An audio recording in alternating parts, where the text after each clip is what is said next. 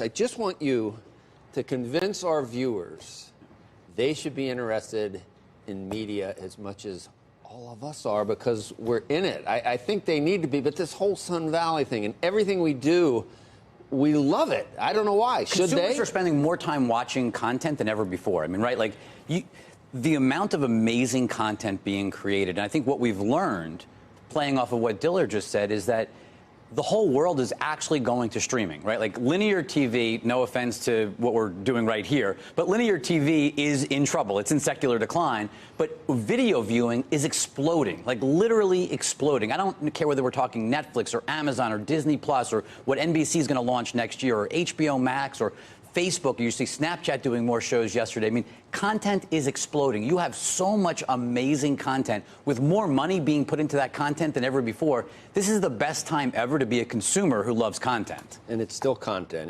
And we always go, we have that discussion all the time. Is content still king? We always have that. Why do we ever ask ourselves that question? Why is that ever just not, you know? Because the platform matters even more now. I think that's more, really but not the as much issue. as content.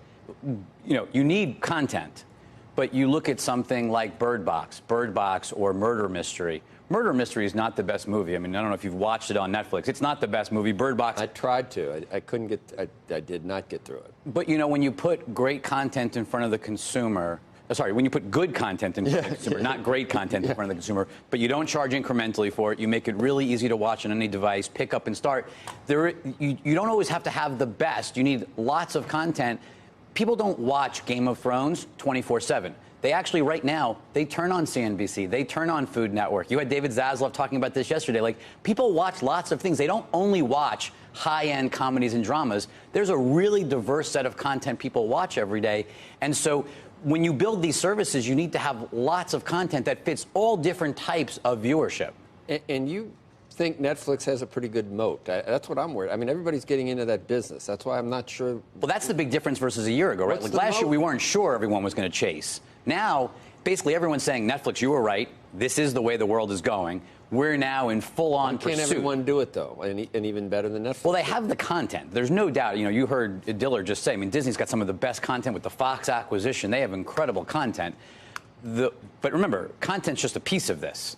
Technology, I mean, the actual experience of what Netflix creates, the global platform, the quality of streaming on every device anywhere in the world. Amazon was able to come in and create that. Why can't Disney do it? Why couldn't? But have you ever tried to download a show on Amazon Prime versus on Netflix? I mean, you could literally, we wouldn't have enough time in your show to download some shows on Amazon Prime relative to the seconds it takes on Netflix. Like, technology is hard. And Netflix, that's all they do. And I think there is something to be said for the only thing Netflix does is streaming video. All the other companies that we could talk about, they do many other things. And I think that's a distraction or makes it hard to focus purely on streaming. But look, it certainly argues, if you think about Sun Valley this week, it argues for consolidation. All of these companies need to get bigger. I mean, I heard David Zaslav on here yesterday. You asked him whether he was for sale, and he said, not right now, we're focused. There's no way. David Zaslav, Discovery's for sale. You know, there may not be a buyer right now because companies like Comcast and companies like Disney and Viacom CBS haven't merged yet, but there's going to be further consolidation in this space. I was trying to figure out, so Discovery's about $16 billion or so. That's a pretty big number right there for someone to swallow. But you'd have to pay 30, wouldn't you? Comcast is a pretty big company. I know, but Disney's a pretty big company. What would you have to pay for Viacom, Discovery? CBS. Wouldn't you think you'd have to pay 30 or 25 or something? Or I mean, look, the headwinds facing linear television are not going away, right? I mean, cord cutting. I look at the last 5 years and kind of call it the Netflix era. You know, the Netflix effect. The next 5 years, you're going to see all of the companies we were just talking about. Like, cord cutting's getting worse, and all the companies that are entering the bundle, like all the great content we could talk about, Mandalorian, Lord of the Rings prequel, the morning show on Apple, all these shows are coming on services that don't require the bundle. So I do think you're going to see accelerating cord cutting. And so that may, you know, I don't know how much you have to spend to acquire Discovery, but I'd be shocked if you didn't see greater consolidation in the media space over the next 2 years. If you're an investor in Netflix right now, the question is not so much, oh no, or losing The Office and Friends going to hurt, because obviously they have the momentum, and it's not necessarily... They're not even going away right now. Subscription decision, right. But it's, what's the path and the pace to whatever number of global subs you think is really what they need to make the business model work really well, whether it's 3 or 4 or 500 million? Well, if you think about it, 3 years ago, if we were sitting here 3 years ago and you had asked me, what's your estimate for Netflix global subscribers for the coming year, you would have said probably 4 to 5 million domestic, 11 million international. So call it around 15, 16 million subscriber additions per year. Last year they put up 30. They're accelerating. Q1 obviously was a really good quarter. We'll see what next, Q2 looks like next week. But my point is like they've crushed expectations, and so, could this be a 300 or 400 million subscriber business? Absolutely. I mean, the scale of this thing already is pretty incredible, and they're just getting started in Asia. They've done incredibly well in the Western world. If you look at the kind of the Western world, including Middle East and Europe, it's been incredible. But Asia is the next frontier, and they're just scratching the surface in India and Japan. I mean, the middle class in India is bigger than the United States TV market. So there's a huge long-term potential as they start to expand overseas. But look, I think everyone else is also making it easier. All these other companies getting into the streaming space makes it easier for consumer. They're going to look at the price value of the bundle. And that's why Comcast is well positioned, because they still have broadband. That's why DirecTV is suffering, right? They're just in the video business, and that's a really hard place to be. In terms of consolidation, what's on the for sale list, and who could be the buyers? And should we think about buyers as being not just media companies, but also FANG companies? The FANG companies, to date, have looked at I think they look at what Netflix has created, what Amazon's created, and go, why do we need to buy one of these companies? We literally can just hire away the best talent. We have lots of money. I mean, money's not a problem for Apple. So if they want to go hire Jennifer Aniston and Reese Witherspoon and Steve Carell to make a TV show, so you think they're out as buyers? I think they're just going to hire you all. Like, they're going to hire the talent out of the industry and just recreate a studio from scratch. The existing companies, though, are all going to kind of rush as much as they can to get bigger and bigger, and I think that... With which acquisitions? You mentioned Discovery. What else? Like Lionsgate, for instance? Look, Lionsgate and MGM. Look, companies like Twitter should get acquired. I mean, that's a company that's not that big of a company that could add a lot of value as a platform. Spotify is a company that should get acquired over the next couple of years, just looking at the global platform it provides. I think you're going to see, substantial consolidation over the next few years as everyone realizes that it's not just content, it's also the it sounds like everybody's going to win. There's going to be, you point out that there's still a lot of shows that are still carried that people have no interest in. I mean, aren't a lot of things going to fall by the wayside? And you have to remember, when you look at Friends and The Office leaving Netflix, I think one of the mistakes that's being made is that you weren't signing up for Netflix to watch Friends or The Office. You stuck around with your subscription. You didn't end your subscription when House of Cards is over. Sure, you were bored in an afternoon sitting on your couch, and there was a lot of episodes of Friends, and it's comfort television.